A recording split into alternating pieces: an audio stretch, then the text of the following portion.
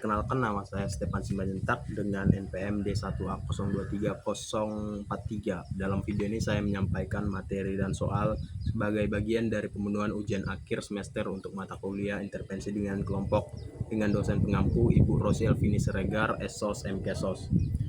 Soal yang pertama, jelaskan kelompok formal dan informal dan serta mengapa dilakukannya intervensi dengan kelompok.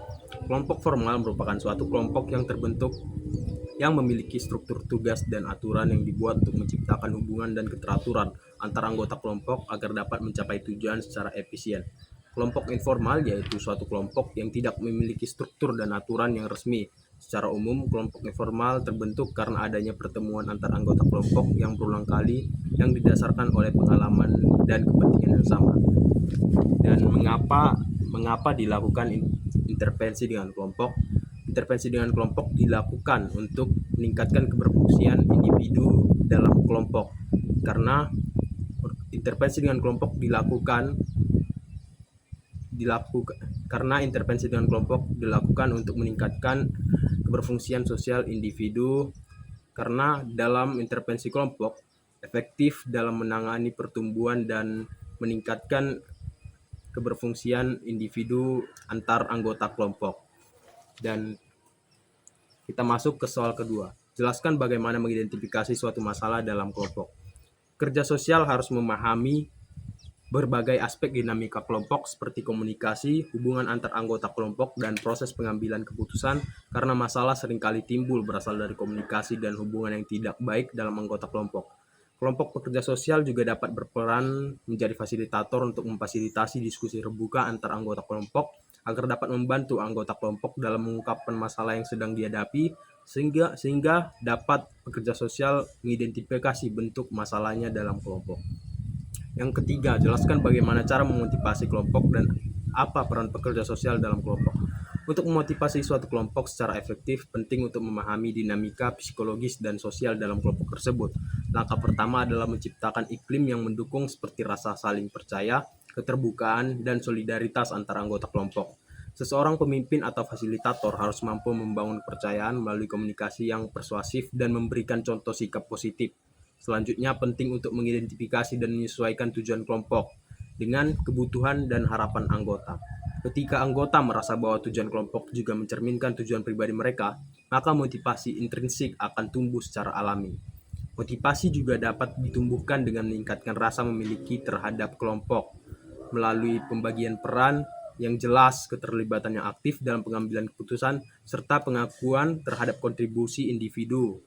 Pekerja sosial atau pemimpin kelompok dapat menggunakan berbagai teknik seperti diskusi terbuka, latihan kelompok, dan umpan balik positif untuk menjaga semangat anggota. Selain itu, memperhatikan pencapaian kecil dan merayakannya bersama juga dapat meningkatkan semangat dan kohesivitas dengan menciptakan lingkungan yang mendukung dan partisipatif. Kelompok akan lebih mudah untuk bergerak secara dinamis dan mencapai tujuan bersama secara efektif. Nah, peran pekerja sosial dalam kelompok sangat penting. Pekerja sosial bertindak sebagai fasilitator, mediator, motivator, dan pendamping dalam proses kelompok. Mereka bertugas membentuk kelompok dengan tujuan tertentu yang relevan dengan kebutuhan anggota, serta menyusun struktur, norma, dan dinamika kelompok yang sehat. Dalam prosesnya, pekerja sosial dapat membantu membina hubungan interpersonal antar anggota, mendorong keterlibatan aktif, serta menciptakan suasana saling mendukung dan penerimaan. Mereka juga memandu proses diskusi dan pemecahan masalah secara bersama-sama agar anggota kelompok dapat saling belajar, berbagi pengalaman, dan memperoleh solusi atas masalah yang dihadapi. Pekerja sosial memiliki peran kunci dalam membangun kohesivitas, mengelola konflik, dan menjaga komitmen kelompok agar proses intervensi berjalan dengan efektif. Melalui pendekatan ini diharapkan terhadap perubahan positif dalam perilaku, sikap, dan keberfungsian sosial anggota kelompok. Bagaimana membuat kelompok, mengidentifikasi jenis kelompok, dan kapan anggota kelompok bertemu. Yang pertama, bagaimana membuat kelompok. Membuat kelompok dalam konteks intervensi dimulai dari proses perencanaan dan persiapan. Langkah awal yang meliputi penetapan tujuan kelompok yang biasanya berkaitan dengan perubahan perilaku, pelaksanaan peran sosial, kontrol sosial, atau peran alternatif. Selanjutnya, pekerja sosial menyusun komposisi anggota kelompok berdasarkan variabel seperti usia, jenis kelamin, latar belakang etnis, masalah yang dihadapi, kemampuan komunikasi, dan minat terhadap kegiatan kelompok. Selain itu, penting pula mempersiapkan anggota dengan memberikan informasi lengkap tentang kegiatan, aturan main, dan harapan kelompok. Setting fisik dan sosial seperti ruangan dan perlengkapan juga harus disiapkan agar suasana kelompok mendukung keterbukaan dan kenyamanan antar anggota kelompok. Identifikasi jenis kelompok. Nah, jenis kelompok dalam intervensi sosial sangat beragam dan dibedakan berdasarkan fungsi serta tujuannya.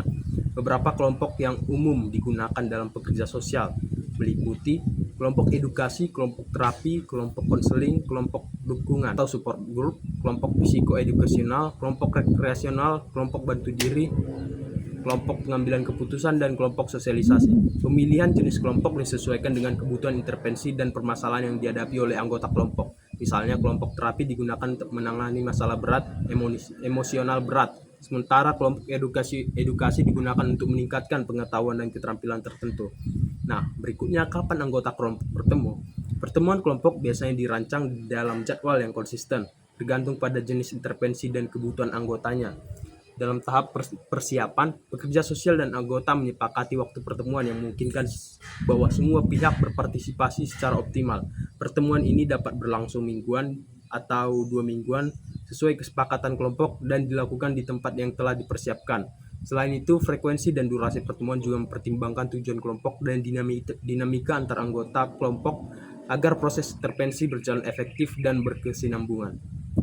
Nah, soal yang kelima, jelaskan tahap-tahapan melakukan intervensi dengan kelompok. Tahapan melakukan intervensi dengan kelompok terdiri dari beberapa tahap penting, yaitu tahap persiapan atau prakelompok. Di tahap ini kita menetapkan tujuan kelompok. Tujuannya biasanya mencakup pengurangan perilaku penyimpang, pelaksanaan peran sosial, kontrol sosial, atau peran alternatif.